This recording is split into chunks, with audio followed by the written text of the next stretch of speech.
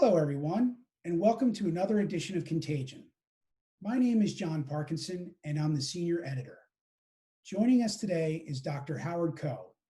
He is the Harvey Feinberg Professor of the Practice of Public Health Leadership at Harvard's T.H. Chan School of Public Health and the Kennedy School. He served as the Assistant Secretary for Health for HHS during President Obama's administration. Thank you, Doctor, for being able to join us today. Thanks so much, John. Let's jump right into the topic. You called upon Florida's governor to require masks statewide. Why did you choose Florida as an example? And what do you think mandating the public to wear masks will do? So, John, we're in a very important moment in the pandemic history in our country. We're 6 months and counting into the worst pandemic our nation has faced in a century.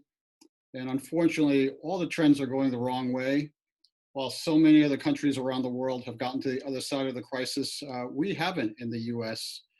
And the only tools that we have are prevention and public health that we need to maximize to the fullest. So masks have become a major area where we can do more to protect ourselves and our families and our loved ones and the public in general. It would be ideal if we had a national mask requirement because that would be a life-saving tool. But since we don't, we need all states to adopt their own policies as soon as possible. Right now, John, unfortunately, Florida has become the epicenter of COVID worldwide. And the way it has happened has been very alarming. So we need to maximize the power of prevention there and everywhere around the country and bring this burden of illness down. Is there any data or evidence that really makes the case to support wearing face masks in public? John, on a regular basis, we hear more and more data and studies that support the use of masks. First of all, let's say that we can adopt a global view on this. In Asia, mask wearing has been the norm for years in many countries. They've faced other coronavirus threats in SARS and MERS. And so when this pandemic broke out, they adopted mask wearing right away. And that was one of the major elements to help contain the crisis in places like Singapore and South Korea and China and Taiwan and elsewhere. We're seeing evolving use in Europe in a number of countries.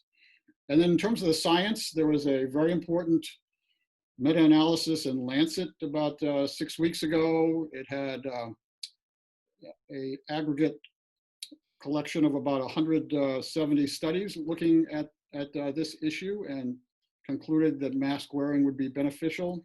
We've had analysis of states that have adopted mask wearing requirements versus those who have not, with projections being that the states that did had saved up to some 450,000 lives in a 5-week period between March and April.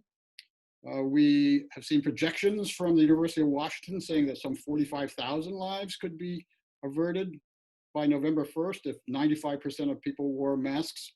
So those are the types of data that we're relying on to recommend universal usage right away, right now, because so the data is mounting. In fact, John, just yesterday, the director of the CDC projected that if masks were used universally, we could contain this pandemic in the next 4 to 8 weeks. So that's how forward he was as well.